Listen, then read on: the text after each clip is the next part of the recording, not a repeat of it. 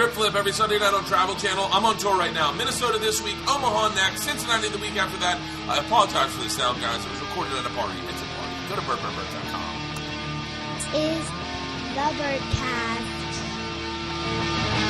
We're back, bitches. Tom Segura is not here. His dog almost died. Did you hear about that? That's so terrible. Now we all got to do a show. So he adopted the dog. Adopted a dog, and then the day after he got it got pneumonia, and he was a mess. He was crying, and then apparently he was like, he was crying. He was like, buddy, I don't know if I can have kids. Like this fucking dog. He adopted it for $150, and then they pay $5,000 in dog fees. And now we're all doing a benefit to raise money for the dog. We're not going to do it April 9th, but we're going to do it April 9th. April 16th. But we had April to move 16th, it, right? yeah. So that's great. We had to move it so we could all do it on a Tuesday night. In the Man Cave is my buddy John, Tom, Joey, Ari, and my dad, and myself. Happy Easter. Happy Easter, everybody. Easter. Now, Well, what do you tell somebody Jewish? I think same thing. You Happy, just look down on what them. would I say to you and your family if I went over there to eat today? You wouldn't say a word. Not You'd a say, fucking how are word. you? How You are wouldn't you, even Mr. mention Shaffir? Easter. Ari It's was got nothing to do with Orthodox it. Jewish dad. Happy Pesach or Passover because it's Yeah, happy Passover now. Passover. Yeah. He was raised with wearing the hats. Come on in, Barry. I used to live Barry's in Jewish Israel. too. Yeah. Are your kids hunting eggs or just telling our kids that there is no Easter bunny? I'm just sitting here watching all these kids thinking next year I'll be chasing my fucking daughter around. I got to lose 100 pounds before next Easter. Oh, don't get my dad started on that. 100 pounds. There's no fat old people, Joey. No, very few fat old people. Oh. Yep. Yeah. That's my dad's motto in life. No, there's no fat old. You're never going to see a fat My old goal is to look like Charles Bronson at 51. Did you ever see what Charles Bronson looked like at 51? Yes. I think it was either The Mechanic or Hard Times. That's what Charles Bronson looked like at 51. If you look at him, he wasn't on no steroids. He was on steak and fucking running and smacking his wife. That's it. Really? That's it. He was cardioing, smacking his wife. Run. He smacked until she got cancer, that poor girl. That's aerobic. Especially after chasing her. He was 51, I think, when he did The Mechanic. And he looked 51, fucking really? sensational. He was sensational. And that was the 70s, before HGH and MBB and THD and all this shit. Popcorn. And popcorn. Popcorn? I don't know. Well, yeah. In that movie, in Hard Times, he was a boxer. And the original Mechanic, you're right, he was a precision. I should have a room mic he was so a everyone can precision talk. hitman. America took the fucking other movie with Jason Strahan and turned it into something else. But they didn't pay attention to the little details. He was a disciplined hit. He was an older gentleman. Couldn't be chasing Puerto Ricans, jumping fences and shit. He had to kill you with his brain. He had to kill you a different fucking way, you know. Dad? I'm listening. No, wait. Now, what were you were? I want to kind of revisit the fact that you worked with Robert De Niro and how awesome that was. Yeah. Awesome. Yeah, You awesome. call him Robert or Bobby? I didn't say a fucking word. I didn't call him nothing. I called him mister. I didn't crack any stupid jokes. I didn't say fucking nothing in front of the man. Really? Till he started talking to me. A lot of people get on the set and start talking shit. It's like those people you see on the ski slopes with the goggles and they fall down every 2 ways. And I go up there with jeans. I was out of Jersey. I go up there with jeans and a fucking high school windbreaker and get on a pair of 185s and out ski all these dummies with goggles. Pair of 185s. Yeah. I would never in a million years expect you to Who the refer fuck you to think a you're pair dealing of with? skis One of these as a pair fucking of novices? 185s. And they would look at me like, look at this fat fuck. At that time, I wasn't a fat fuck. I used to do that. Yeah. minute. Everybody else with the knee 185. pads and, mountain fucking skiing, and they suck dick. And it's like when you see these idiots on a bicycle. They're going down Laurel Canyon. skis. They're going down Laurel Canyon with a helmet on and a fucking bicycle suit on. If I'm going down Laurel Canyon, I got a fucking body gear on. A fucking little bicycle to let people know I'm a bike rider. What the fuck? Just dress how you fucking dress and ride a fucking bike. What you heard, Dad, is Joey refer to a set of clubs as stiff shaft out of nowhere. Like that's the reference that he'd understand because he's like, what are 185s? Joey just talked about the length of skis. Like he's never played golf. And he just Who the fuck do you think these people don't know I was an international fucking skier? I didn't give a fuck. I didn't give a fuck when I skied. And I loved it because I grew up in Jersey, and when you ski in fucking Pennsylvania, you're skiing with fucking on ice. You break, you kill, you lose your life. Exactly. So when I went to Colorado and I seen that powder, I was like, it's like playing a one-nighter in Tuscaloosa or doing the improv on Hollywood. Like, you just go up there and say a word and they giggle for you. Yeah. It's that different, So I understood the patois of it, and I'd see all these fucking people with all these expensive speaking shit. French? No, no, but I have French skills also. Don't get carried away. I'm making sure we're recording this. Yep, 11 minutes so far. My family wore all the gear. Did they? Yeah, they put me in whole outfits. Do Orthodox Jewish people have to ski in Orthodox Jewish outfits? No, I think they take them off then. But You have to learn at the Nevele. You actually have to learn how to ski at a Catskills resort. Yeah. Yeah, absolutely, because it's kind of like when you ski, you don't fall down into ice or you'd fall into sour cream. It's like a big nice. sour cream, and that's it. And when you get done, there's somebody there to make you. It's like that joke. Half the Jews are on disability. Right? Remember that fucking old joke when Jesus comes into Central Park and there's like a rabbi, a priest, and a cardinal, and they're like, Jesus, help us. And the cardinal's like, I got cancer, help me. And Jesus touches him, you're healed. And the guy's like, I got like fucking my toe, I got fungi toe. And Jesus touches him, and he goes to touch the rabbi. The rabbi's like, don't touch me, I'm on disability. That's one of my all-time favorite fucking jokes. That's a fucking joke right there, ladies and gentlemen. And it's 1,000 years old, and not one of those writers can Saturday Night Live could write a joke like that. That's a fucking joke. Don't touch me, I'm on disability. Are you fucking kidding me? You know who told me that joke? The biggest fucking Jew I know. The owner of the comedy club in Route 66. That guy would take you 4 months to fucking pay you. 4 months, he'd pay you with a check. But he was a real Jew. He'd look you in the eye and giggle about it. My taxes, guy. You know, I got to count. It takes me time to count, he would say. But I loved him. I fucking loved him. That's the oldest fucking joke in the world, and it's still brilliant. Because everybody knows it's true. I'm on disability. Don't fucking touch me. I don't want to sue nobody. So this is Easter. Yeah. You guys were talking about music earlier. Yeah. And now we're all in the man cave. How you feeling, Dad? I'm good. Yeah. No, it'll be 30 minutes. It'll be 30. Who's been talking music? Joey. Michael Betts. What do you want to talk about music? No, that's Dickie good. Betts. I didn't hear Dickie that. Betts. We were talking about the 80s music and how we grew up, with a lot of music around us. Like we're very, like I am from Jersey, but I don't fucking even bring up Springsteen around me. Like, What? I can't stand that motherfucker. Yeah. You're kidding. I like one song, Fifth Avenue Freeze Out. That's it. Is it 7th Avenue? Yes. Yeah, 7th, 5th, Avenue. 10th Avenue. And to be honest with you, I like the one album. No, the other one. Darkness on the edge. That's a bad motherfucker. But I can't understand sitting there for 3 hours and jumping up and down with that fakeness. I never liked that shit. So let's get that shit out of the fucking way, all right? How do you feel about the old? Hang on. Ask the question in the mic. Oh, sorry. Old Billy Joel. How do you feel about old Billy I'll tell you Joel? how I feel about Billy Joel. When I lived in New York, I could tolerate Billy Joel. When I moved out here, I see all these fake New Yorkers, and they think they're Billy Joel heads, and it drives me fucking crazy. So that's why now I can't stand Billy Joel. It's different for me now. You follow me? I liked him as a kid. I liked some of those songs, but then it just got too fucking heavy for me, Understand? Oh, yeah. When I was a kid, I didn't like the Beatles either. Now, they're fucking God to me. They're God. Like, I like John Lennon, I like George Harrison growing up. But the whole Beatles thing, but then after, like, Revolver, you can't get nothing better than that. Now, Revolver is a great album. You can't get nothing better than that, Here, though. John. It's very rough I got to to fucking... concur on that. Definitely. It's got to be Revolver's- very rough to find something better than Revolver. What's the one after Revolver? I mean, they threw like 6 at a row. Like, that's when they told the world, like, here we go. You want to see music? We went to India. We hung out with some Hindus. We fucking remember they went to India and bang and started. And then the other day on the way back from somewhere on a late night show, I was driving back from San Diego. The radio station was playing Sgt. Pepper's. Okay, and I'm old, and I remember they tricked the world with that Paul trick. These fucking kids don't know nothing about that. Oh, Paul's Dead. They tricked the world. Yeah. They tricked the world. Abbey Road, another fucking monster. The White Album, another fucking monster. Yeah. Let It Be, another fucking monster. They just that was Phil Spector. I didn't know that was Phil Spector. Which one? Let It Be. Let It Be. Did you watch the Phil Spector Yeah, I movie? watched it the other night. Yeah. How was it?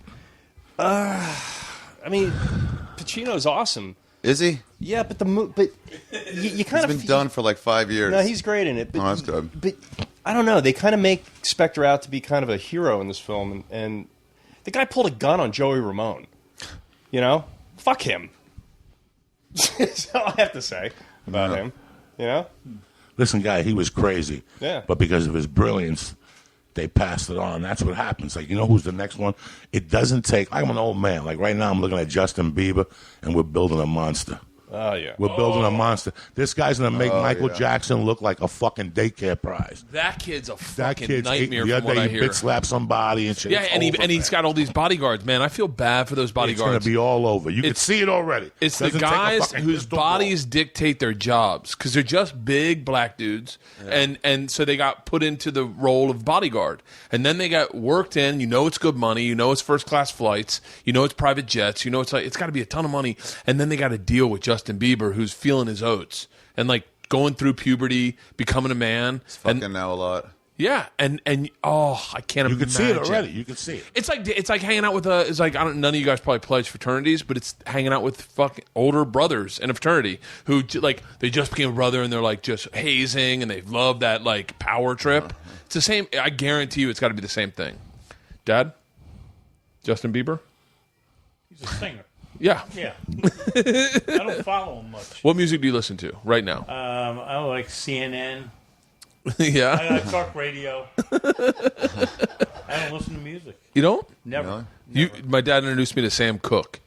I love Sam. Love Sam Cooke. Sam Cooke was. He was incredible. He got murdered raping a woman, right? No, not at all. Not at all. My Killed God. Walt. I thought that's how he died. Some woman stole his underwear from him in a motel. He got pissed off and went to the front desk and complained. And the woman at the front desk shot him. Really? Yeah. That sounds like a story you And tell someone after you've read. after she shot him, his last words were, What? "You shot me." That's it. So wait, He died. there's no way someone stole his underwear and then I can't believe that story. Wait, that's two separate things. How do people know that someone stole his underwear? Oh, He went to her and said, "Someone stole my underwear." Does he have his dick out at the time? Was that what He it was naked. 'Cause He didn't have had no underwear. He didn't have his underwear on. Oh, What happened to his fucking pants? I don't know. That's I the didn't write question. this story. I just heard That's it. what I'm saying to you. It's got holes in it. You're an attorney. yeah. Yeah, there's What's he holes in doing it. there without Hey, a As a real estate. as a prosecuting really? attorney, would you not find holes in that story? Come on. It's I a think questions. it's valid. You really? He probably ran it. She was the first black man that girl ever saw. He ran in Naked. going, someone stole my underwear. And she had a gun. Actually, the Woman that hotel was black too. really? Yeah, it's a terrible story. Terrible. Oh. I'll Google it for you and read it. Yeah, Google Yeah. Well, what am I Googling? Sam Cooke. Yeah. Death. Sam Cooke. Sam Cooke's death. You don't watch any documentaries, apparently. No, my dad just sent me. My dad just. This Friday I stayed in. I watched The Song Remains the Same, and it was what? doubling. The Song Remains the Same, Led Zeppelin, and it was doubling with the Temptations. Fucking with the I Temptations. like the temps. The Temps, and that part always kills me when David Ruffin goes up to the drug dealer and he goes, "Here's 2 front row motherfucking tickets God rest his for soul. the Temptations." And the guy looks at the tickets. He goes, "This is for last night." And he goes, "I missed the show." He had been in this crack den. Oh, really? Well, he still had the tuxedo on. He still had his fucking tuxedo on, like he was headed to a show. And he goes, "Let me go cop a rock." And it was Wednesday, and now it was Friday. He had already given him his car, everything. I already gave him my car keys. No internet out here, bud. Yeah. Sorry about that. Don't worry. You don't get 3G on the minis? Yeah, I do, but this doesn't have. This is Wi-Fi. So, I'll Joey, tell you what, what's this gentleman jersey? John. John, do me a favor. Eat some more of that popcorn. When you go home, go to your fucking man cave. Tell the wife I need 5 minutes alone. And go to your fucking man cave. Put the earphones on. Put YouTube on. And put the beginning of, what's that? Da-da-da-da. It was 20 years ago today. But it's got to be fucking loud. And let me tell you what's going to happen to you. The same thing that happened to me. I had to sit down. I had to sit down. It was like being down the shore. Remember when you were down the shore as a kid, you heard it, and it was nothing to you. It was the fucking Beatles again? Really? Aren't you guys original? Don't you have Van Halen? You follow me? Yeah. But now you're hearing it because I haven't heard it. When was the last time you know what I'm saying? Let's come on, right. When I heard it the other night, like my leg went out from under me. I had that guitar, that little fucking put it guitar. on your ass. Ari, when you came over that day and I played the fucking Beatles on the roof. On the roof. Oh! And in studio. Oh my! Oh yeah. I played the Long and Winding Road. Paul McCartney. And you knew he was on his way out. At this one point, he just looks on the camera and he just kills you. He just starts dropping that Long and Winding Road shit, and you're like, this fucking guy. But I took him. There's one towards the end. They do what YouTube tried to do. You what's that? U2? U2, remember Yeah. they thought they were cool in L.A.? Yeah, up on the roof. They did that in 1968, Yeah, the yeah. Beatles, with the English security standing there watching them, and fucking John Lennon had a mink on. Are you kidding me? Are you fucking kidding me? badass. In the wintertime, there was no sun out. It was cold. This motherfucker had a mink on, daring bitches to throw fucking paint at him. Yeah, yeah. Go ahead, I dare you to throw paint at me. I got a Chinese chick that'll karate chop you in the fucking neck. The best moment just happened. Claire, John's wife, walked in, and Claire and Joey could not be more polar opposites. If you could ever. She's such a vegetarian. She had a hard time finding the grill today. She just walked in, and you could see her face like, "I'm not throwing my hat in this one." She peeked in to try to John- listen as he was saying, banging bitches. Bang a bit. I got a Chinese chick that'll karate chop you. I had to make sure that The best- Listen, I do that on purpose, guys. I want to evade the bad spirits. Before it gets you know what I'm saying? You don't want like two women in here at once. Then we didn't do our job. We're The best, slipping. Joey. Can I tell? Yeah. So John will come over here when Claire's not watching, and he'll eat meat behind her back. Yeah. He'll just fucking wolf down bacon. Wait. I took. It's Easter and this amazing ham. It was on the plate. Barry made this amazing ham, so I took the first. First of all, I had bacon before anybody else had any. And then I grabbed a piece of ham and I put it on my plate, and then I put a pancake over the top of it so nobody would see it. I ate it. It was delicious, man. That's really sad. So your wife's a vegetarian? Hardcore. Now let me ask you this: How is Gluten-free, What do you do at vegetarian. home? What do you do at home during the week? I eat the fucking beans and the Wait, can't you the just vegetables let and all that her shit? not eat the other stuff? Well, she does it for me too, though, because I have high cholesterol, so she wants to make sure my diet's all right. Right. I go along with it. I do eat it, but like for lunch when I go out, I'll go fucking.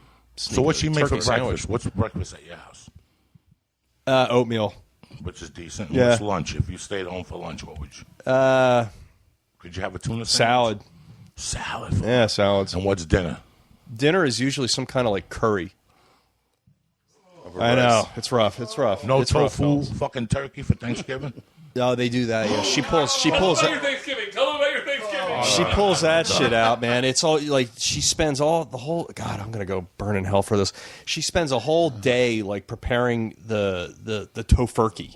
She marinates it with like the gravy and garnishes it with the vegetables. Throws it in the oven. It's done in like 10 minutes. Ugh. It's like rubber. It's awful. You're a great guy. It's John, not how the turkey, fuck you're though. from? It's You're from fucking Jersey. I know. It's very seldom that you motherfuckers are vegetarians. You guys Philly cheesesteaks and shit. Yeah, I know. I miss it. No, no, don't do that. But you know what though? Bring her in, but don't She'll let have her a know nervous- that I'm eating meat. No. She'll have a nervous breakdown. No. Because I got to talk about cheeseburgers just out of fucking principle and how good they are for you. She'll have a nervous breakdown. Yeah, it's rough. Now, let me ask you this: What do you do? She's also a yogi, right? Yogi. Oh, that's nothing wrong with that. She's Nothing wrong like with a that. hardcore. She's got her own studio. Where? In the valley. No shit. Yeah. She's the real deal. Yeah. Oh, yeah. It's fucking super successful. She's like hardcore, but it's an all around set of belief props. You don't go to yoga with her? I went to a yoga class once, but a dude taught it, and I'm not into that. You don't want to do a dude teaching you how to do yoga? No.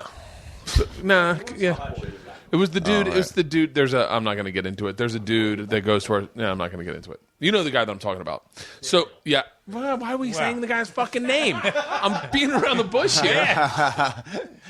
So yeah. So Lives over Nothing wrong with yoga, gentlemen. Nothing wrong with that stuff. No. I wish I could go every fucking day. I really wish I could go. We'll set you up with some passes. I go on Mondays. Well, to begin Joey, yoga hang on, from Joey. 11:45 to Joey took 12:45. is I love a it. big karate guy, and John's a big. Are you? Do you do karate? Yeah, I started like you in Jersey. What style? Well, I started with the black people in Harlem, Goju karate with the fist. Goju, nice. Right when I was a kid. Then when we moved to Jersey, I went to Gushinru karate. That's what. Yeah. That's what we Ishinru? got. Yeah, this was in the 70s. What, in Newark? No, in Union City. The guy's name was Wayne Norlander. Oh, okay. He was a fucking crazy Vietnam vet. Yeah. And he hated everybody. fucking everybody. But he was a great teacher. I was there for like 4 or 5 years, but then when you hit puberty, you start fucking sniffing titties and shit. It's tough. It's tough to take the bus. It's tough to take the bus. It's tough to take the bus to karate. Once I got the height, what I did was I stayed in it. I loved it. I was like a purple belt. I was in the adult class. You know, I would go to New York to Aaron Banks's competitions. Yeah. I'd do all that shit in the Bronx, everything. I was into it as a kid. And then my sophomore year, there was on my birthday, there was a tournament in like middle New Jersey, and I said, listen, if I go and take first place in both things, form and fighting, I'm done. It wasn't hard punching. It was semi-contact from the stomach to the waist, no headshots. Yeah. Anything under there, you got disqualified. Sure enough, I got disqualified for fighting, but I took first place in form. And I go, that was it. And I never went back. Till 94. You're done. You're like, fucking Master. It was either pussy. His dinger and hung Yeah. up. You know, I had to go to school in Union City. Yeah, so I would you get had to home know from how to fight. basketball practice at 6:30, have like a steakum. Remember you had like a steakum on white fucking bread with fucking mayonnaise. Frozen steak. A fucking steakum. Oh shit! I would get home and put those Ida wavy cut French fries in the oven. Take a shower while you're in the shower washing your monkey. The fucking fries are cooking. I come down, put butter in there, put a steakum. God, steakums because that's were my old. great. Listen, ain't nothing better on this earth than Wonder Bread. There's nothing better for me Steakums? than Wonder Bread, Steakum motherfuckers. were All right? frozen pieces of steak Oh. that came in a box. That had to be horse meat. It had to be. think it was If you steak. think about it, it was the thigh of the horse. They just shaved the thigh of the horse. Yeah. Remember, it all And they had were like a paper vein in the thin. middle. Paper Paper thin, thin. delicious. Yeah. It was And like you your own Philly cheese. and you doped it up like a Puerto Rican. Yeah, You put like beans in it. You put fucking onions. Onions, By the end, oh my God, you could dope up a fucking steakum. And I need a steakum on the go, like fucking up the hill to the bus, and then catch the number 1 to Union City, do the 8 to 10 class. You know, in those days, 8 to 10, there was no insurance things. So these teachers would beat the fuck out of you. You leave class when your lip got broken in those days. There was no insurance regulations. You just opened up a karate school. This is when Bruce Lee died. Right after Bruce Lee died, the martial arts boom in this country was ginormous. That's it. Everybody wanted to fly through the fucking air. Everybody wanted to throw darts. Everybody wanted to, you know. I remember when throwing stars were big. Remember that shit? Yeah, Stars, yeah. Throwing stars were like the fucking shit. Stephen St. John had them, and I remember going to his house and he had them. I was like, I can't play with those. He was like, I got a BB gun. I was like, I can play with that. What'd you study, John? Shotokan karate. Now you still go now? I teach. Where? I teach out of my wife's yoga studio. I teach kids. They just opened up a Shotokan school down the block from my house. Yeah. The big one on GMAC. It's jiu-jitsu and Shotokan, Chinese woman with, I think, an American husband. Very sweet. Yeah. I went there to watch a little a tournament one time. They were very nice. $60 a month. That's cheap. Fucking cheap. You went to watch a tournament? That's super Yeah, cheap. my friend Ramon goes over there for jiu-jitsu, and they had like a little white belt thing. So I went over there to support the kid. He's a nice little Mexican kid, yeah. It's big up here, martial arts. And you know what, It's man? a racket. Well, it's a racket with the kids and stuff, but it's daycare with the kids. You make them run around cones and it's- shit. I don't do that. No, you're Yeah, fuck hardcore with that. it. Yeah, no. Dog, when I first came from fucking Cuba, my mother put me on 90th Street with some black motherfuckers. In fact, Eddie Bravo's friend, Renaggio, his father, Mr. Orange. That guy still has a fucking school in New York. He's 70. That guy would make you run barefoot in New York in 1970 to Central Park and back, around the block with your arms up. And you didn't go home and tell your mom. He would toughen you. I remember he kicked me in the stomach one time. When I was like 8, he kicked me in the fucking stomach. That's the first time the wind got knocked out of me. And he made me get up. But, man, that wind getting knocked out of me was, you know what I'm saying? Like, they prepare you for fucking, these were black. Just to put that in perspective, the first time the wind got knocked out of me, I was at Bowman Center on a swing set. Different atmosphere. Yeah, very a little different. bit. Yeah, I remember. tremendous. It scared the shit out of me. I was like, I'm dying. I knocked the wind out of Leanne one time. Let me rephrase that. We were on a jet ski and I took a turn She quick. could come in. She could do a podcast. Oh, She's ready for us. She hit the water so hard. She's hilarious. Right She there. hit the water so hard. Let her in. That's my Isla's girl. coming in. Isla, what's up? Oh, the bouncy is bouncy. We're doing a podcast, You want to hop out? I'm dating. That's my girl and stuff. She's in. That's it. El Diablo. El Diablo, compadre. El Diablo. So, Leanne and I were on a jet ski, and I took a turn. We were going real fast. I took a turn, and she hit the water, and she went under, and I didn't see her. And she popped up, and she did that voice. You know that noise that you make when you... and I started laughing because I thought she was screwing around, and then I saw she was crying, and then we had to take her to the hospital. Yeah. You didn't really have to take her to the hospital, did Yeah, you? we did. Oh, Yeah. really? Yeah. She cracked her rib. Yeah. Oh, man. Yeah, her aunt's a nurse, and they were like, "We got to check this out." My dad said the most important thing to me the other day. He goes, "Your imagination is better than your memory." Because the way I tell a story is maybe not the way it exactly went down, but it's what are you talking? No, every story. Not. I said Annie, come here, Annie. I said favorite car I've ever owned. And he said, favorite car we ever owned. And I said, a van. He goes, I've never owned a fucking van. And I said, bullshit, you owned a van. He goes, I never owned a van. Annie, did we own a van? Yes. And he has no recollection of it. It was my favorite car we've ever owned. Well, Annie, all right, you're done. All right, hop out. It was a loaner car. It was, Yeah, we had For the day. Yeah, but we had a van, and he says we never owned it. We owned a van. it. Yes. All right, and it was my favorite car. And he goes, your imagination's better than your memory, big guy. I don't think I said big guy. Buddy, whatever Yeah. So, hey, Isla, why don't you hop out, young lady? Y'all little All right, yeah. That's my girl. She's a wild one. She's the one. I walked out the other day. She was naked on the sidewalk drawing. Drawing? Yeah, just drawing with chalk. You can get a better angle on it when you're You got to naked. raise her like Michael Jordan. You know how Yeah. they played defense against Michael Jordan? Yeah, They played defense on everybody else and let Michael do what he do because he's going to do it anyway. yeah. She's gonna do what she does anyway. What are you going to guard? Anybody watch 30-30 with Jim Valvano? Wait, I haven't seen that Anybody one. watch I heard it's 30-30 with Jim incredible. Valvano? Wait, no, which one is that? What's it called? Struggling and advance and struggle. I haven't seen Something that like one. Advance, something like that. It was on yesterday at 4 o'clock. It's one all about the Jim Valvano and when they won the championship. Yeah, In when Yeah, 84 84 or something. and his cancer and the whole thing. Fucking brilliant. I remember going to class and hearing people Yeah. talk about that speech, but I never saw the speech. Here's the brilliance of that. He made them. I never knew this, and I love all that shit. He made them cut the nets off. He practiced cutting the nets. Oh, really? Winning cutting the nets by cutting the nets. One practice a week or something. Really? Make them practice cutting the nets. Wow. And they asked the players, like, what did you feel? And, like, Joel Thurman was like, he goes, at first it seemed redundant, but he goes, then you start to enjoy it, and you start to believe it. They would knock him. I mean, me and Ari watched bits and pieces, but I showed Ari what they had to play against. They had to play against a team, Houston, which was Phi Slamma Jamma. And they showed, Drexler, Hakeem Olajuwon. Oh, my God. The And same college team.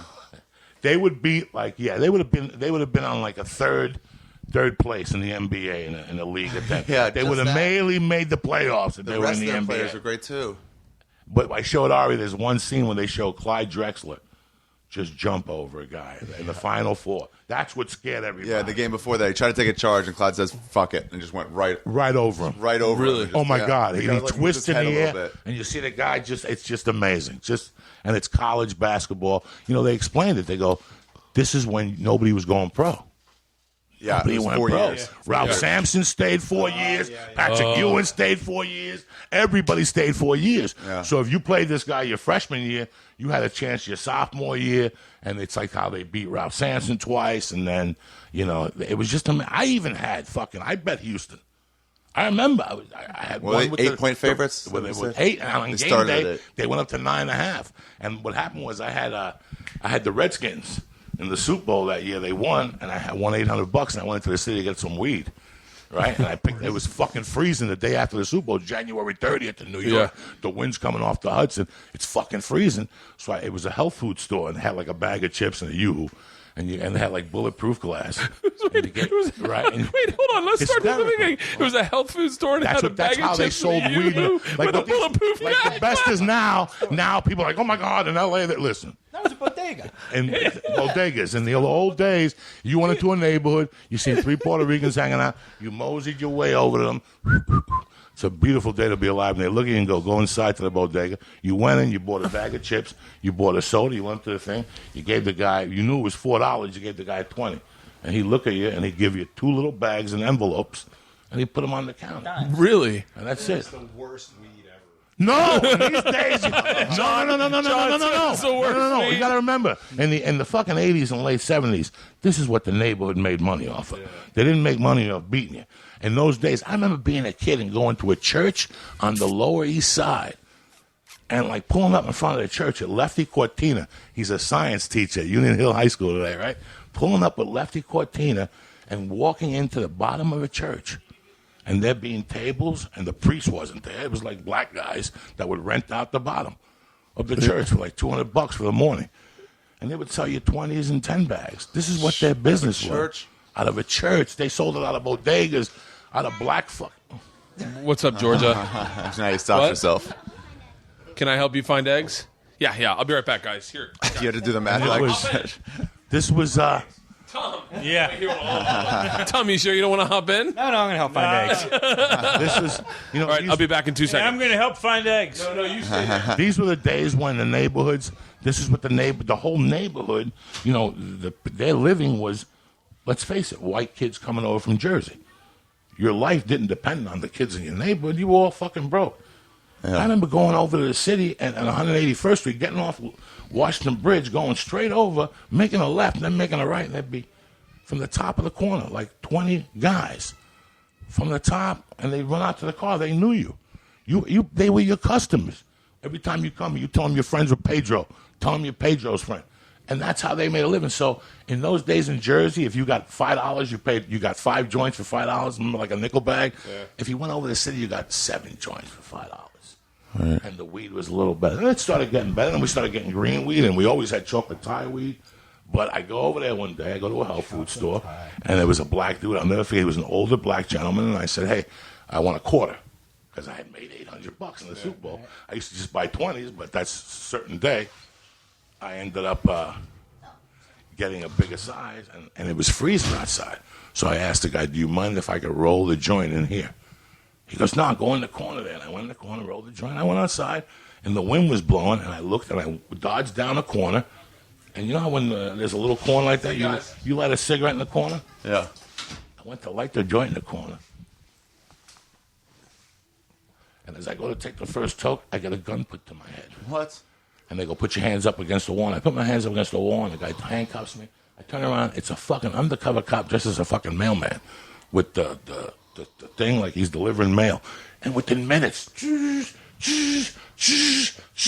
like 3 fucking cop cars pull up. No guns are drawn on. They just asked me what I was doing in the neighborhood, where I lived. I said Jersey. They took my ID out, and then they ran, the NCIC, whatever. And the guy, because at first they were asking me a bunch of questions. And I told him the truth. I said, I came over here to get some fucking weed. What's the big deal? It's no big deal. Yeah. And the mailman said, well, let me tell you what's going on, tough guy. Somebody's been selling joints to the kids. So if you have singles on you, we're going to break your fucking head. And they went in my pocket, and I had hundreds because the bookie paid me with hundreds. Thank God. They would have killed me. And they go, what the fuck are you doing here? And I told them. I said, I'm going to fucking work, and I came over to get a bag of fucking weed. We do it all the fucking time. Now you don't know. And the guy goes, all right. And he gave me the weed. He took some of the weed out, folded it up, put it in my pocket, and gave me a ticket for less than 14 grams. It was like a $100 fine. Yeah. Threw away some of the weed? Some of the weed, so it was way less. Because I told him the truth of who I was. He was like, okay. First he quizzed me, and then he goes, give me some ID. If I would have given him Ari Shaffir and then given him, that's what you do in the city. Right. What's your name? Carlos fucking Munez. Whatever. They're not going to check you out. If they arrest you, that's their fucking business. So, really? You're in Harlem at 2 in the morning, you see 4 white kids in a fucking Toyota Supra? Where do you think they're coming from? They're there to visit grandma? Yeah. So they make a living off that. So that's why they just gave me a ticket. And that Monday night when the NCAA, I had to go to court to answer to that ticket. Ugh. So I put the bet in thinking this is a definite fucking 100. Houston's going to kill them. I was like 19 years old. I bet $100. That's big when you're 19. Yeah. I'm sitting in court calling sports phone. Remember sports phone? Yeah. You call the welcome to sports phone with the 8:30 report. And he would even tell you if you were a loser. If you had the Knicks, you're a fucking loser. They would tell you. They would just tell you. Stop calling. And I remember if you called them from your house, it was worse. Because you get the phone bill and then you hear like your mom, what the fuck? What, Ma? $2,000 sports phone? What the fuck is sports phone? It's every 15 minutes sports phone. Come on, he's the winner of the fucking... Because you need the late score, the Lakers. And by the time the Lakers won, the news was already on in New York. Yeah. So the news comes on at 11 in New York. It's 8 here. You need the Lakers to cover that parlay. You're sweating that motherfucker. Woo! There was no ESPN then. ESPN didn't have the ticker. They was at the beginning. They were white people. They were nice. They were Christians. They thought they were doing you a service. So Vegas showed up with an envelope and said, "Listen, we could do this the right way or the wrong way. Put the ticker under there. Let's put lines." Look at ESPN now. They give you lines. What's so fascinating to me about this is that you and my dad kind of grew up in the same life, in that you guys grew up, you lost parents at a young age, but you went, my dad is so different than you. He's never placed a bet in his life. Never, like, been arrested by postal workers for buying weed. What, Dad? No, what? not once. What makes you so? What was the thought process by not taking chances the way Joey took chances? I liked living at home instead of a detention center. General fear. You know, I was never, ever, like, I never had a juvenile record, never got in trouble as a kid, nothing. Me either. I had no problems. Even when I was raising myself, basically, from 15, I never, you know, because I kept it in Jersey. I kept it in my little neighborhood. We broke a window. We dined and dashed at the Mai Kai, you know. The Mai Kai was a Chinese restaurant. We used to fucking kill those motherfuckers. It was two of them. It was the Mai Kai and the Wing Fung. The Mai Kai, you had to hit them on the weekends because they put the tray out of spare ribs. They had the best spare ribs on the East Coast, and they cut them in half, thousands of them this big. The buffet was like $14, which we went for from time to time. And I go with like you and Ari, and instead of getting up, pick up the fucking tray. The Chinese people go crazy. Why we got to keep walking back and forth? For what? What the fuck for? And we give the guy a 20, and he go away. Take the fucking tray, take the sauce, take everything to the table.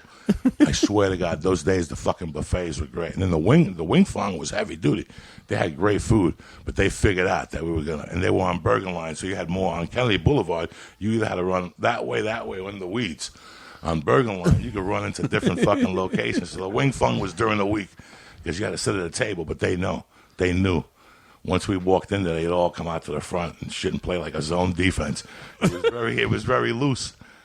But the fucking Mai Kai, oh my God. Then finally they locked the door on us one night. We finally went to hit the door. We're like, what the fuck? And my buddy had the check in his hand. He goes, where's the dishes? They called the cops already. So we knew the cop. So he made us pay him the next day. He paid it. And then we had, you motherfuckers better be at my house at 9 o'clock with $150. Well, then I'll arrest you motherfuckers. So we had to go home, get money from my parents, and go pay the fucking Chinese restaurant bill.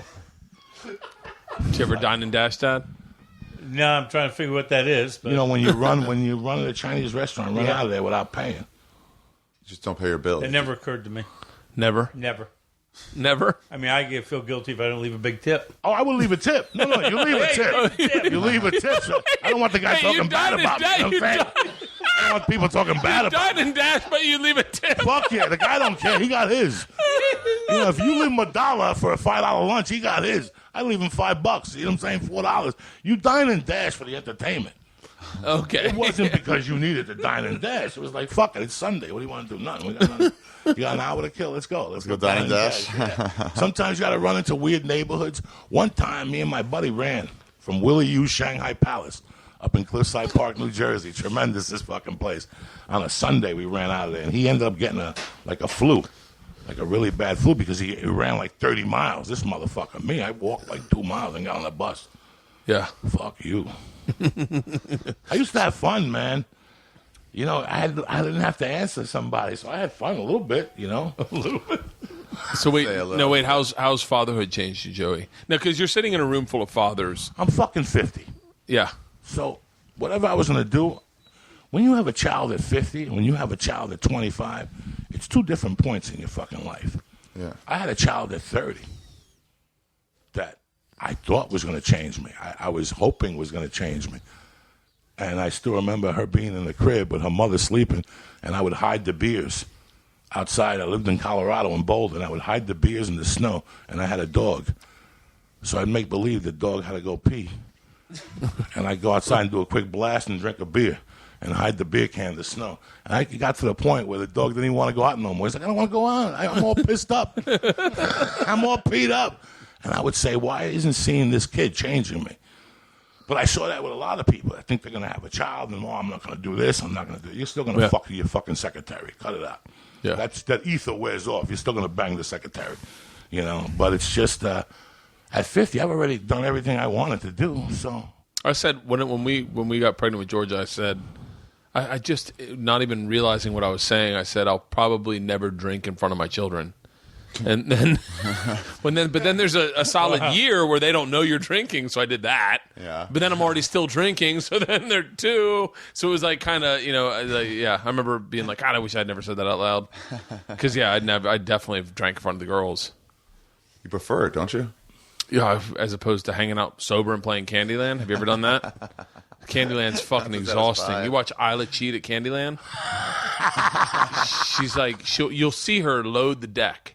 And then she'll place it, and then she'll go, okay, Daddy, I'll go first. And you're like, no, I want to go first. She's like, no, I need to go first.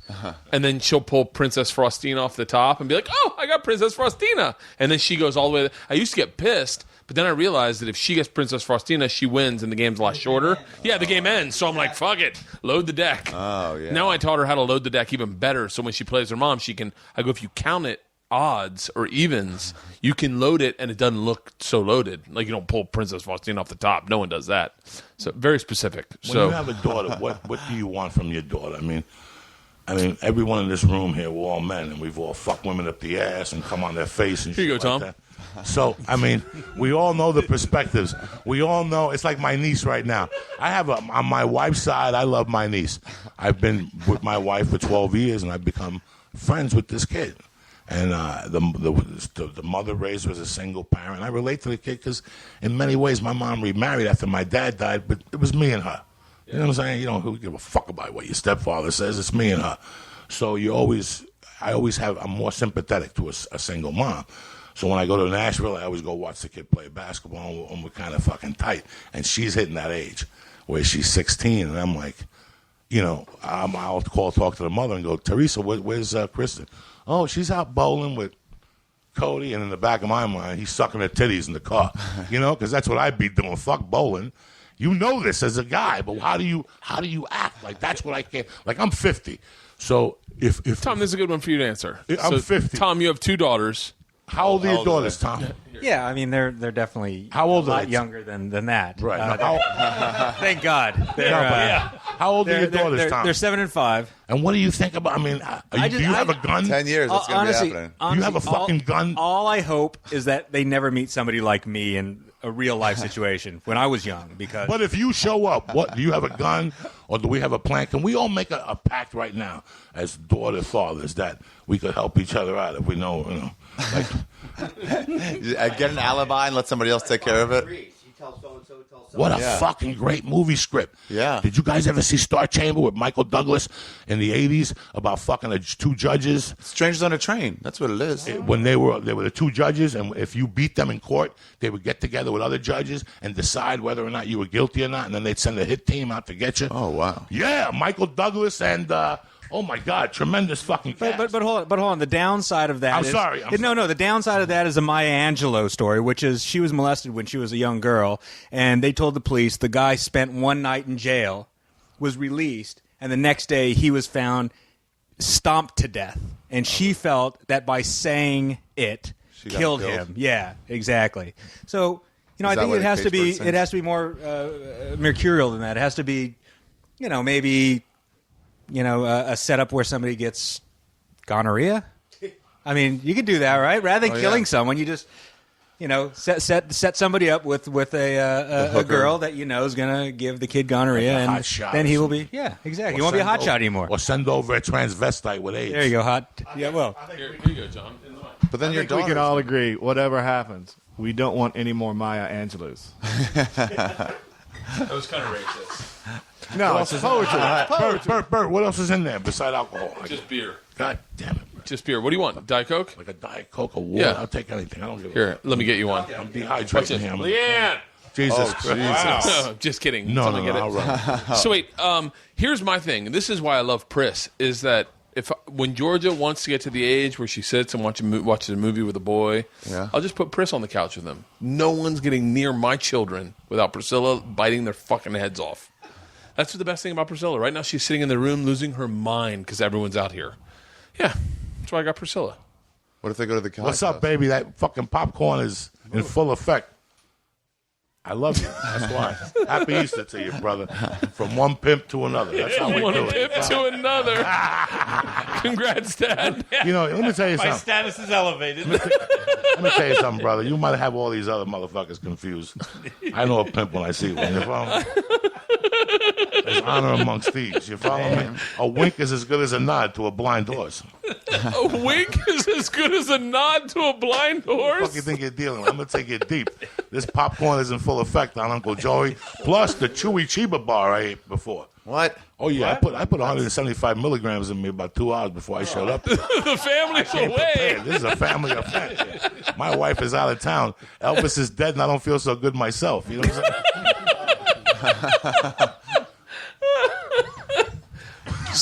I just smoked in the car. I got to back up when I ever see your neighbors outside, like in their yards. They look so nice. My neighbor has to back up so a bush blocks me, so I don't feel like such a drug addict. Seriously? Yeah. I thought it was interesting because I don't think marijuana in this area of the country is very prevalent and open and honest. And I was kind of shocked to see my parents' reaction to what they thought. You know, just like 50 dispensaries within like a 5-mile radius of this house. yeah. In this country, I mean, like in this state. Here, it's- talk to the mic, guys. In this state, it's like, you know, it's kind of expected. It's everywhere. Yeah. It's bizarre. It's nice. Not San Diego. No dispensaries in San Diego. They're real conservative. Really? Yeah, some places don't have them. They used to. They got rid of all of them. Huh. They zoned them to hell. They got that military base down there. They're hard Yeah. down there. Somebody's got to replace that Still gear. thinking Gasland. Listen, this tax now, and everybody's going to jump on board. And California can't brag about it enough. I guarantee California says a quarter what they really fucking rake in The weed marijuana tax? taxes. Listen, we pay out if you go in there and buy a gram, they get $2 off of 18. They just don't charge you like $20 plus. You follow me? Yeah, they the don't price charge you is the 20 tax plus 10% or 8.9%. Wait, Dad, would you like the legalization of marijuana in this country Yeah, that's fine. and fix the roads and Yeah. Oh, yeah. they tax the shit out of it? I think that wouldn't be bad. Yeah, We have I so agree. many People are going to get it anyway. We have so many fucking worse problems right now than what's going on. And I don't think legal. Listen, I've been smoking dope for 40 fucking years. I don't think legalizing it full. I mean, nobody here as parents wants to walk their fucking kid down the block and see 3 Joey Diaz Yeah, smoking but a joint. You hold wanna on. explain to your I'm going to say fucking this. kid. I'm going to say this for beer. everyone that's listening that may disagree with what you're saying. You are kind of the what's that they made the movie about that flower that grew in the middle of the swamp and with Nicolas Cage and he what was that flower? It was a lotus. Yeah, you are the lotus, Joey. Not many people can smoke weed for 40 years and be successful in life. Like there are a lot of guys that have your same story that are not. People do it all the time. Yeah, but you're creative. It You're, motivates me. yeah, but you're not the norm. I think. Well, I'll tell you what. I grew up in the fucking 70s where every TV show, when somebody came to your house, you walked to a table and you poured a drink and you just gave it to the person. When I turned 14, I couldn't wait to do that. I couldn't wait to be able to come to Bart's house, Bert, whatever your fucking name is, and for you just to turn around and to pour something and for me to take whatever you poured. It's not like pussy's not. No, I'll take Scandinavia grape. Yeah. You fucking pour what you drink what I fucking give you. Remember, Yeah. it was dark. It was that fucking double blended. You know. I can't taste alcohol, guys. You're not a big drinker. Right now, I would love to drink a fucking beer. Number one, I'd have to stay here till 6 because half a beer would fuck me up. I get giggly and shit. Fucking hysterical. And you mix it with the weed, and I'm gone. Yeah. So that's what I always wanted to do. I'm a comic, Mr. K. When I go out at night to do comedy, every night I go out with the intention of tonight I'm going to have a margarita. This place where we're going to has a reputation of having good margaritas. Yeah. You know, we go to comedy clubs and they have a reputation. Man, last time I was here, the guy made a rusty nail that was tremendous. Something. Yeah. I go out every night and I say that to myself. You know what I get? An amaretto and milk. That's how much of a half a fucking fag I am. I get That sounds an so amaretto bad, and Joey. milk. I know fags that would bitch slap me, like that would come up to me and go, "I'm going to slap you in the face." You know that? Cut this. Yeah, I'm drinking- my dad's right now going. We don't condone the words. Even a white Russian, In fact, if I got a White Russian, I'm such a fag, I'd have to put Irish cream in it. I don't like that Lorenzo's like that. He does White Russians with ice cream in them. That burn of vodka, yeah, but listen, there's nothing better than a Coco Loco from fucking Chili's, or what's the other one? There's a Coco Loco. Chili's has a Coco Loco, a top shelf margarita from Chili's in the old days. I would go in there with a gram of blow and fucking $40. I love the look on your face. Mr. K with a gram of toot and fucking $80 and somebody else's credit card. I've been drinking those Dad, you Coco probably would have Loco liked cocaine, I think. Those pills you took to lose weight, Yeah. I think is very similar. Really? I think so. He took the second fen out of fen, right? Yeah, something like that. One of the second fen. It's the it's speed. And how much weight did you lose? I went from 275 to about 210. 275. Not long. Yeah, it was pretty Couple quick. months. Yeah. Oh, he was emptying out his backpack and rearranging it. I was a coke guy. I didn't like speed. What? I never liked speed. Huh? You didn't like it? No, that's a I complete worked like different a dog. fucking- Yeah, you were probably. Man, Oh, he said to me 5:30 in the morning, go home at 8. Yeah. he said to me he goes you'd be shocked, buddy. I can focus. Like I get to work. I don't get up off the desk for like 4 hours. Maybe it was Adderall. It's the same strain. You know what it was? It was Black Beauties when we were kids. Okay? You were a wrestler in fucking high school. Somebody wrestled here. When you were a kid, you needed to make weight. They gave you. I used to go to East Stroudsburg, Pennsylvania on the weekends with Nicky, whatever his fucking name is, and he knew these guys that were like chemists that had been in college for 50 years and just stayed.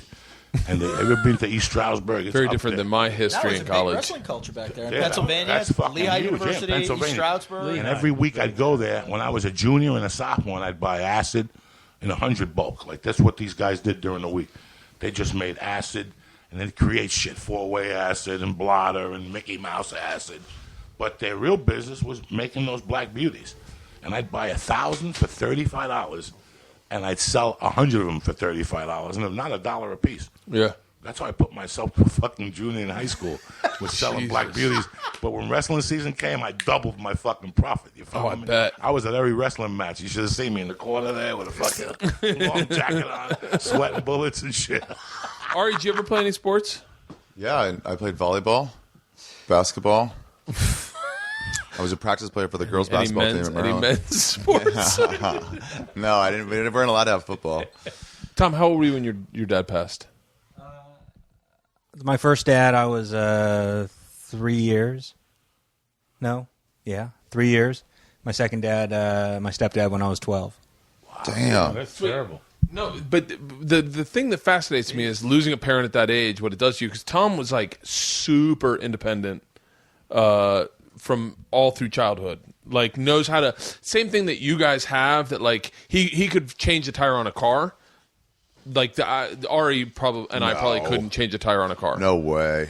But you could I'd probably get stuck somewhere for a month. Well, I could actually I could change tires on cars. I could drop large blocks out of Chevys. I could do all of that stuff because when I was growing up, I grew up in Escondido, which is in San Diego, which is right next to Valley Center, which is kind of where methamphetamine blossomed. And I did wrestle, and we did have a gigantic amphetamine culture down there. And so what you would do is you'd tweak out, and you'd spend 48 hours of your life focusing on one thing. And it could be either growing the best strain of weed or figuring out how to rebuild your Carmen Ghia, without the proper tools to bore it out to a 1665 or what have you. And so so we just had a lot of time on our hands to do what we needed to do, and generally it was fun. It's so fascinating though because like I couldn't change a tire. Ari and I are in the same. Yeah, John, you couldn't change a tire either. You could not. Right now you John's can get it parents are changed both snake handling, like evangelical preachers. So go ahead, John. Could you really change a tire? Absolutely. I've changed tires a lot. Oh, Change tire is not the hardest thing in the world. You just get a jack. Well, yeah, but hold on, Ari. What? Let's back it up. You get a flat on the side of the road. Are you like, oh, no problem, I'll just do that? Or you're like, Oh no, it's a problem. yeah, Yeah, you got to get your too. hands dirty. Probably that jack on the side of the road. I'm gonna get killed like Bill Cosby's kid. Like this is a fucking nightmare. Get to smell the fumes. No thanks. You're calling AAA is my point. Oh. Yeah, I can change a tire. Worst case scenario, I'm in the Can you desert. change your oil? I couldn't. I couldn't change oil. I can check my oil. I could check my oil. Yeah. Can you change your oil? Yeah, definitely. Yeah. It's very simple. It's Very simple. Changing the oil is easy. When I was a kid growing up, is what do you do with the oil once you got it out of the car? Now we're talking about the internet. No, and back in the old days, what we do is Pour it we'd find a in the good place. yard. Yeah, exactly. Dig a hole, put it in the ground, and put some dirt over the top of it, and act like it never happened. So wait, how much did? So wait, how much can I talk about your life? Okay, so Joey, so Tom's mom, who's here, wrote the book Heaven and Earth, the Oliver Stone movie about Vietnam. Your mother wrote it? Here. Really? And well, let me finish. So, but Tom's mom, was that for us? What is that? Oh shit! What? Oh my god! That's fine. That's fine. Wow. Yeah. Send Laylee in. So Joey, we're gonna bring in Laylee. Laylee is she wrote the book. She had it. Do you know anything about the movie? Heaven and Earth. It's huge. Yeah, so it was the third film in the Oliver Stone trilogy. So he had Platoon, Born on the 4th of July, and then he wanted to tell the story from the Vietnamese villager standpoint. And that's that. Yeah. My mom wrote a book, and that's the movie he made. I'll give you a brief synopsis. This is the kind of life she lived. She was giving pho to our daughters and Tom's daughters, and she was opening jackfruit. The back of jackfruit is it's like a watermelon, but with a lot of pricklers all on the outside. And very casually, Laylee says, when I was a little girl, to all our kids, when we got in trouble, we had to kneel on the jackfruit and then hold rocks in our arms with our arms stretched out in the sun so the village could stare at us. Isla lost her fucking mind. Isla was like, I just get put on the bench. It was here's Laylee. So Laylee, we're talking about you. Oh. Behind my back? No. We went to get you. Kinda. So here, you want to sit here? Sit down with Tom. Tom, I'll give you the mic, okay? So we were just telling about Heaven and Earth and the jackfruit story that you were telling Isla in Georgia. Okay. Here. So tell it. Tell the jackfruit. As a punishment, what did you have to do with jackfruit? With jackfruit, first you have to plant a seed, come into a tree, harvest the fruit when it's young. You can make salads out of it. And if you want to wait until when it's ready to eat, it turning yellow. Then you eat the outside of the fruit. The seed, you cook it and eat it too. That sounds And good. outside of the skin, you dry it in the sun. And you can burn it if you don't have wood. Or when young children go to school, you be punished by lay on top, get your knee on top of that dry skin and put your arm out with each rock on your arm. That is the punishment. It's like a bed of nails. You used to burn it for wood, like turf? Yeah. Wait, what did you have to do wrong to get that punishment? You not do your homework or What? you nasty. Whoa, buddy, you would have been in trouble. Well, I did my homework. I did my homework. I was no problem at school. Believe it or not. Wow. This is a true story. My brother Sal, next to me, he's planted a tree. We planted together when we were young, a jackfruit tree, right outside of our house in the village. Then he left for join the VC. Then he missed in an accident. And VC is Viet Cong for all you children out there, which means the enemy, the communists. yeah. And when I can do without it. No. You have to talk about it. And so when he died, the tree got in bed. And every night we see him on the tree, jackfruit tree. Yeah. And then after my father passed away, the neighbor also saw him sit on the jackfruit tree. The ghost of your... Yeah, just to clarify, she believes Sal Bone was thrown from a helicopter by the Americans, right? Yeah. So that is the story. And so when I built a big temple for the family, then we cut down the tree because it's on the way. So I asked my mother, it's okay to cut down the jackfruit tree to build a temple. My brothers punished me many ways because I cut down his fruits. And one day I come to visit my mother in her house in a village. And, she kept telling me about the snake come through the house and all of that. And I say, oh, yeah. I just listen. Until that night, my mother and I would sit on her bed and at tables and chair and hear the snake come in from outside, get on the chair and sit there and looking at us. And my mother talked to the snake and said, are you the sow? If you come and visit your sister and me, then please go to bed, because now it's about like 9 o'clock at night. And so he went to my sister's bed and just crawl and sleep there. All night my sister had to come and sleep with my mother and myself in small bamboo bed because she did not want to sleep with the snake. And so next... Jeez. I thought Joey's stories were good.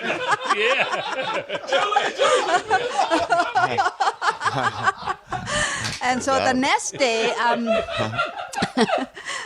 day, my older sister went to a psychic and asked, we didn't say anything, nothing about anything. And the psychic say, your brother is here, and he wants you to replant the jackfruit tree for him.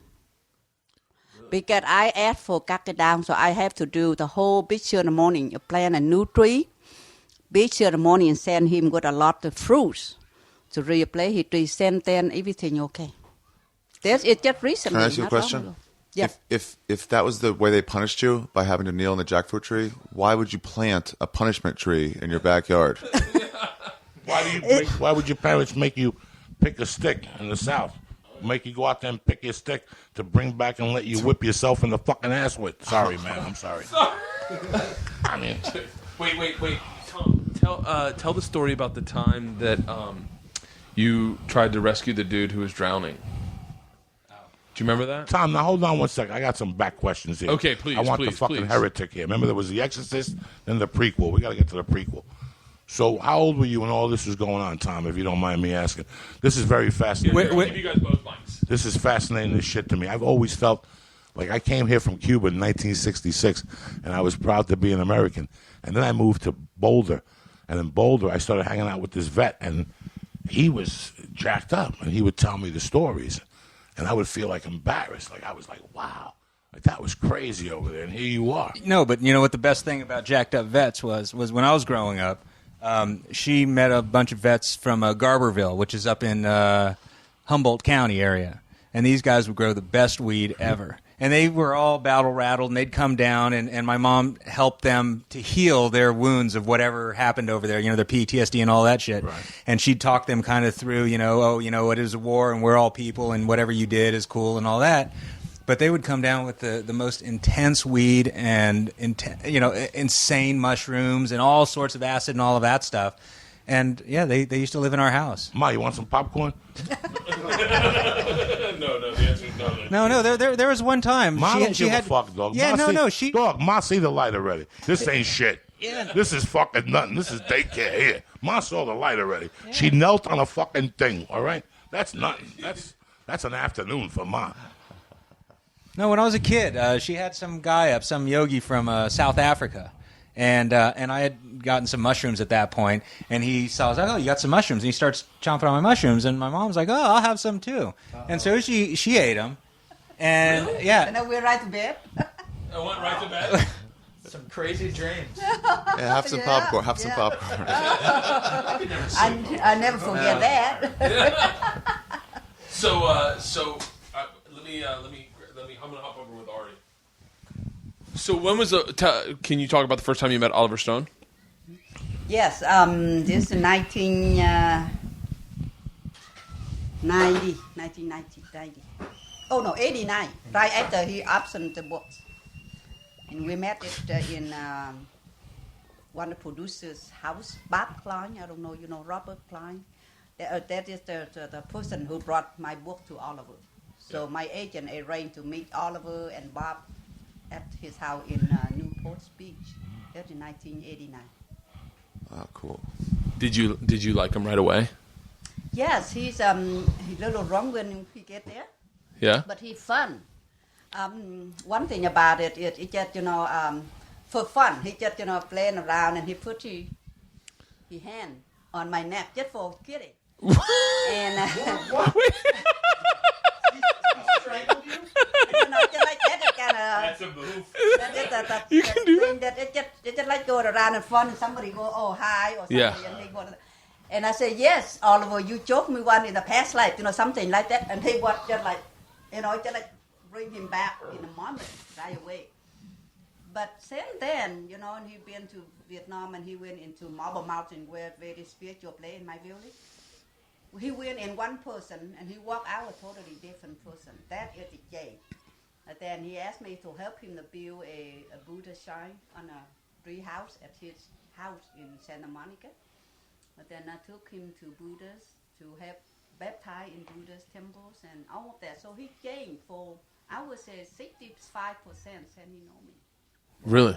In a positive way. My favorite, the other, I'm definitely, and I will take anything out you don't want here, Tom. But my other favorite story is when Tom met Oliver Stone, because I'm going to venture to say that Oliver kind of christened Tom into this business, right? Yeah, absolutely. And Tom met him, and Oliver was a dick. Yeah, he came down to San Diego, and I just saw him. Our offices are right next to each other in Santa Monica right now, and I actually had to remind him of how we met, and he kind of scratched his head and said, "Really, I don't remember that at all." Which I'm sure. Yeah, apparently, like he met Tom and was kind of just off-putting. Yeah, no. And then, of course, Laylee is so candid in the way she talks about everything that Oliver came up at the end of the night and said, "It's great doing this. I love your family." She goes, "My son thinks you're an asshole," or something to that effect, right? The way she pronounces it is ass-o. What I remember that he have enough, care to walk to Oliver and say, "Mr. Stone, I would like to work for you." That's what I remember. And he take one look of him because he's strong and healthy and good personality. He can see right away. And he said, "Oh, you do?" And so, contact my office. And then he come home and he write a letter and he showed to me. And I said, "Oh, no, honey, we have to do a little editing." And then we send that letter to him. And then he come back and he say, call my office. Yeah, no, the way it actually happened was I went up to him. And again, it was at this function my mom was having in San Diego, and went up to him and I said, "Mr. Stone, I respect you and respect your work and all of that stuff. Do you have any suggestions on how to get started in the business or any of that stuff?" And he had a drink in one hand. He looked off into the distance without ever making eye contact. He patted me on the top of the head and said, "Lots of hard work," and then walked away. And so that was kind of my introduction to him. And so when my mom said to me later, "Oh, did you meet Oliver?" I said, "Yeah, he's a bit of an asshole." And so at the end of the night, Oliver came up, and that's when my mom's recollection of events kicked in, where my mom said to him, "Oh yeah, my son thinks you're an asshole," and that's when Oliver said, "Oh yeah, we'll just have him, give my office a call and That's try to get him so a job." fascinating. Now, Laylee, what do you when growing up in Vietnam? What do you see when you see this room? Like when you see obviously a very Jewish guy right here with Ari.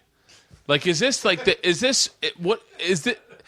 and my dad, a very country club, and then Joey, he's in the mafia. What do you see when you, and then a banker, a redneck, a hipster. What do you, another hipster. What do you see when you see this room? I don't have enough fucking guilt.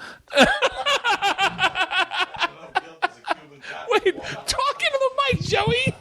I don't have enough guilt in my life. What do you see when you see this room? Well, my very first see the white man. Yeah? Frenchman. What? Frenchman? Man. French. French? Yeah. Oh, the first. Oh, you the first white person you ever saw with the French? Yeah. The French, but they're not in civilian clothes. They're all in military. Yeah. And that is what I just Alan and I we talked about it last night because I do research. My friend live in Africa now, and I saw where she lives. We talk about what I've been there and what I saw and all that. It brings me right back to my village when the first time I saw on the black man with scarred face and scary look. Yeah. But then that image with me more than American later on. Really? But when I see the American man in my village, not in my house like this, but their own young military, heavy-duty stuff. And I never had a chance to sit down with civilian like that until after married his dad. And that is when, they work together and they will talk about their work and very little of, what going on about in Vietnam or in the U.S. They baseball or talking about whatever they do that day. So because I understand very little at that time, so I'm not too much in conversation. But only time we get together like this is July 4, Thanksgiving, or Christmas. Really?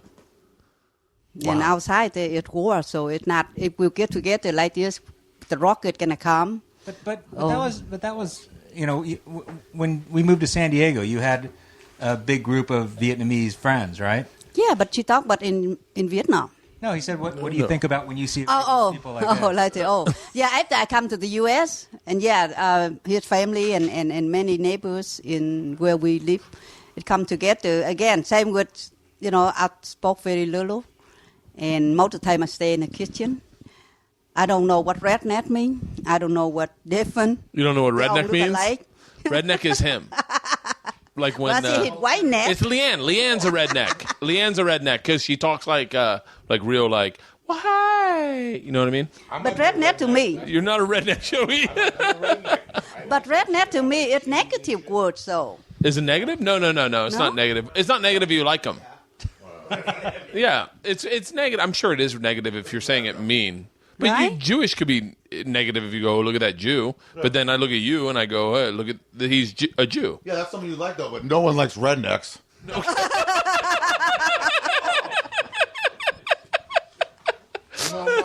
My war has no color. War has no color. It's just an emotion. Think about it. It's an energy.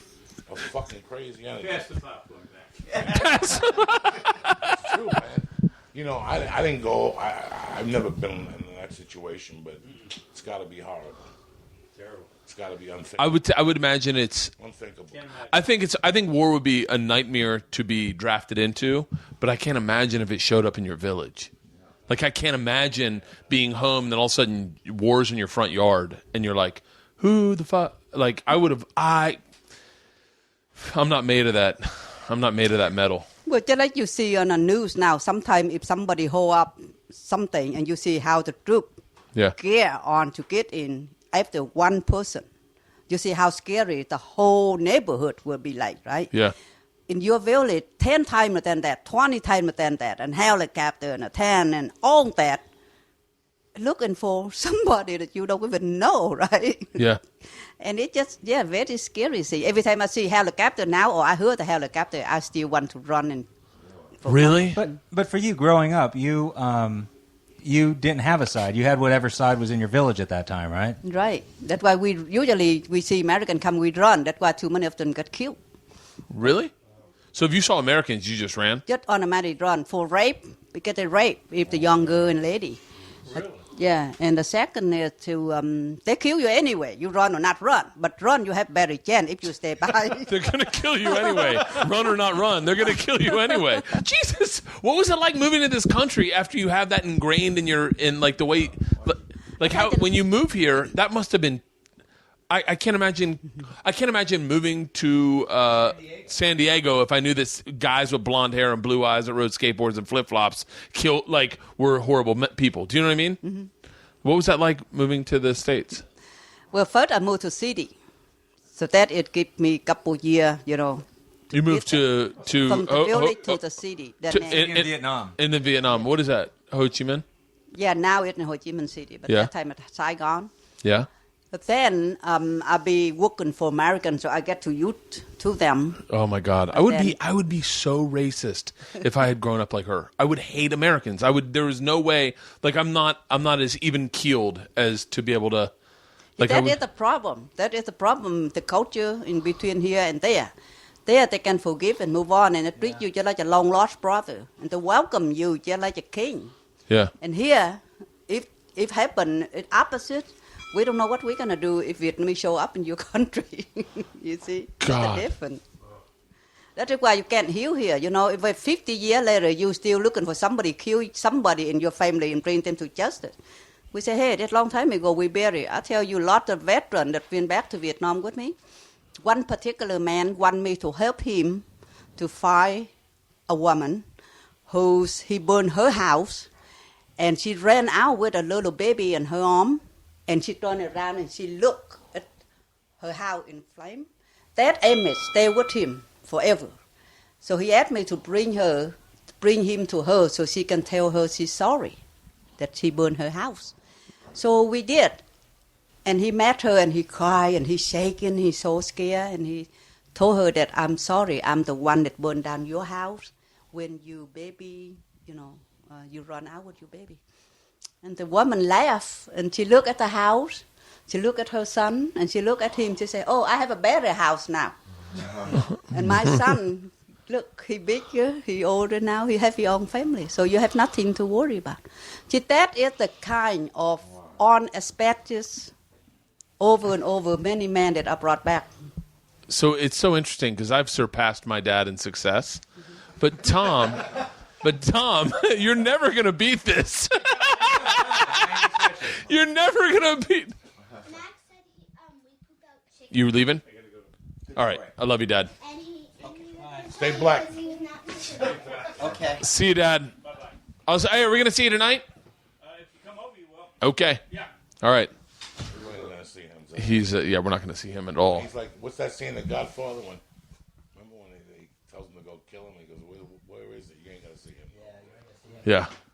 So you think they pushed your brother out of a helicopter? Well, that is in a war, and I think there are many cases like that. Why do you think that? Was he crushed or something? That is the fun for Americans to do so. Oh. Jesus, I could not. Tom, do you? I don't push people out of helicopters now. No, but it's so weird. It's so weird for for you to hear these things as a kid, and then to kind of wrap your head around just hanging out. That in my opinion, Tom has. I'm gonna give you two of my favorite Tom stories. He wanted to do the Ho Chi Minh Trail. Yeah. And he was like, well, my uncle did it. I'm gonna just go do it. Bong, right? Uncle Bong did it, so I'm gonna go do it. And then he called. She said, "We'll talk to Uncle Bong." So he talked to him, and he goes, "Yeah, how long will it take?" And he was like, "Well, it took me how long?" He started off in 65, and I think he finally reached Saigon in 93. No, 93. 73. 73. And he not reaching that Saigon, but then. And he died twice? He died twice along the way, apparently, yeah.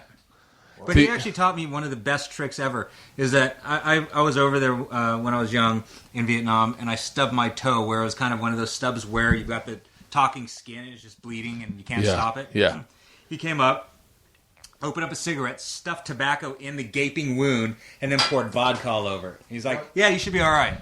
And it stopped the bleeding immediately, and it was fine. Seriously? Yeah, and apparently, the tobacco is a nasoconstrictor, and so that will close up the bleeding blood vessels, and then the vodka is sterilizer.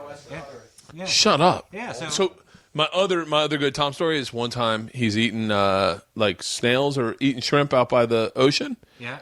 And he sees someone drowning, so he swims out, fucking saves one guy, brings him in.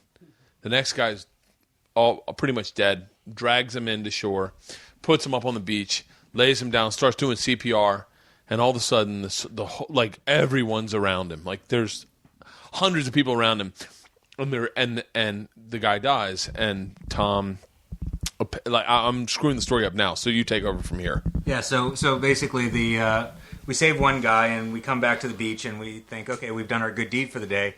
And the kid comes running up saying, my friend, and we keep looking around. We can't see anybody. And then we see a pair of, blue shorts in the surf. I run out there, grab him, and yank him in.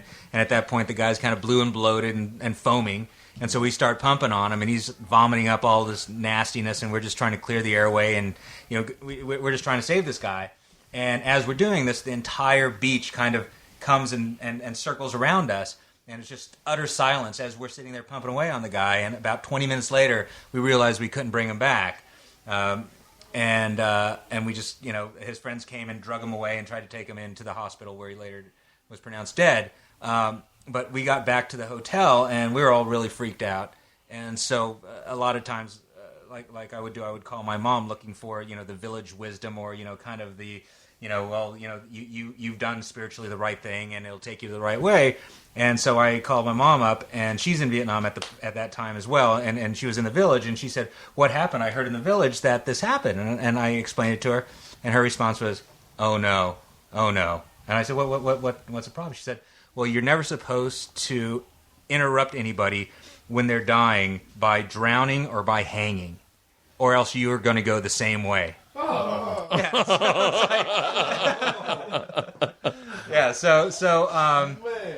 So there was no words of wisdom there.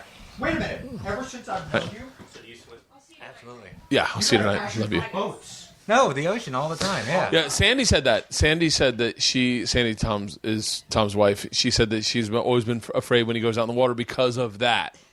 But I wonder. But Mom, like in your village, when people would hang themselves, what would they have to do to get the body? They have to Here, talking to the microphone. Talking to the microphone, please. And so, if somebody hang, first thing you go to police, and the man who take that person down, he have to go and numb himself with alcohol, very drunk, so he don't know what he doing. Then he get that person down with the cut the rope, and that person fall down. Then they take care of it. But also, you had mentioned that when someone hangs himself in a tree, you don't want to touch the body. You cut the tree down. Right, you cut the tree, or you cut the root, but you not touch the body. What happened is that you have to know about the tree placement. If somebody die in drowning in the water, they stay there until they find a placement, replacement. Yeah, before they can go. So tell the story of when you were a little girl and you went swimming with your brothers out in the lake.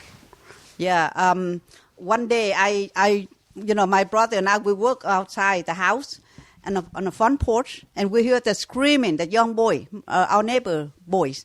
He's screaming, and we both ran out there, and he drowned in the lake.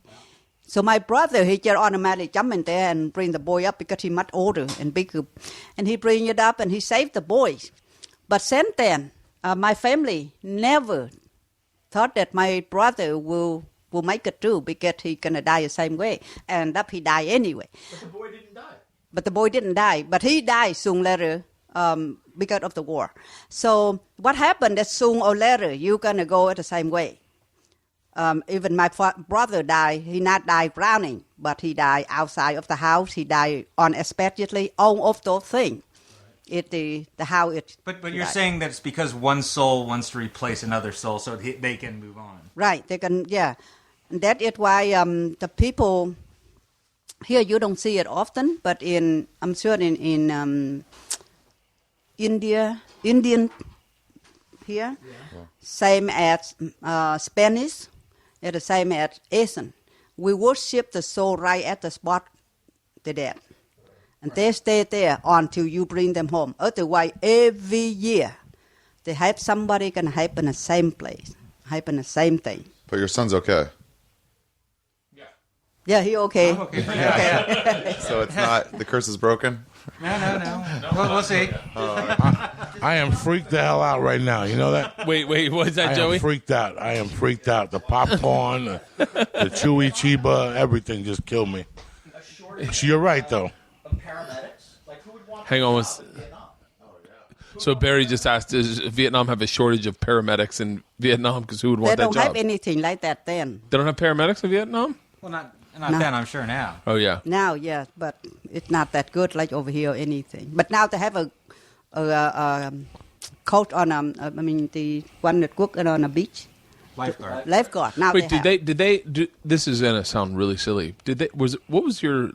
Were there good days in the war? Like, where you're like, it's not I had a fun day. Good day, that means you can take a shower. Are you serious? You can come up for air. Shut up. Good day, that means nobody died. No house is burned down. So it's not, and your granddaughter just rolled in. Hello. Do you want to talk on the microphones? No. You sure?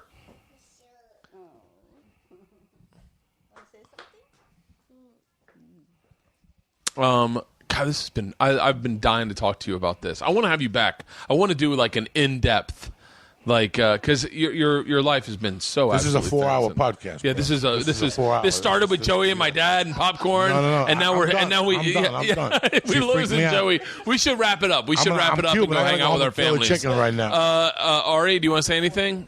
Yeah. Do you have any? First of all, how do you decide which men come in and which stay outside to do the egg hunting? 'Cause I saw some of them out there. The real men stay in here. These are pretty much the real men. The other men take care of stuff out there. It's just. I think all the men are in here. I think it's just all the outside who don't want to hear it from the wives later. Yeah. Any man who is cool with their relationship comes in. No, or doesn't care. Okay. One or the other. But the women are just as interesting, sadly enough. So we should go out. All right. That is the end of the. Does anyone have anything to promote? Leili, do you anything you want to promote? Nothing. What's your foundation? It's Global Village Foundation, but that is a different story, different time. Okay, we'll talk about it again. I'd love to have you back on if you don't mind. Okay. I'd love to have you. I did not know that you recorded it. Yeah, I'm recording this. You cheat. All right, everybody, watch Joe Schmo. Is it over? Okay. Ari's on the road next week. Okay, my storyteller show, April 9th, was taping up for Comedy Central Digital.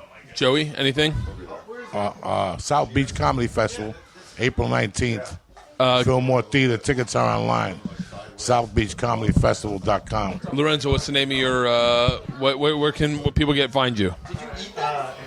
On Twitter, DeathOfGrammar.com. Lorenzo. John, anything to promote? I'm fucked up. Rolling Soldier web series. The Rolling Soldier web series. Barry, nothing. Digigraph. Digigraph.me. All right. Jay Hollandmore on Twitter, and my name is Bert. God bless. What a fucking fascinating. Can you believe I got that? Hey, so Joey, are you all Latino or are you Latino? Any of you seen the movie? Seen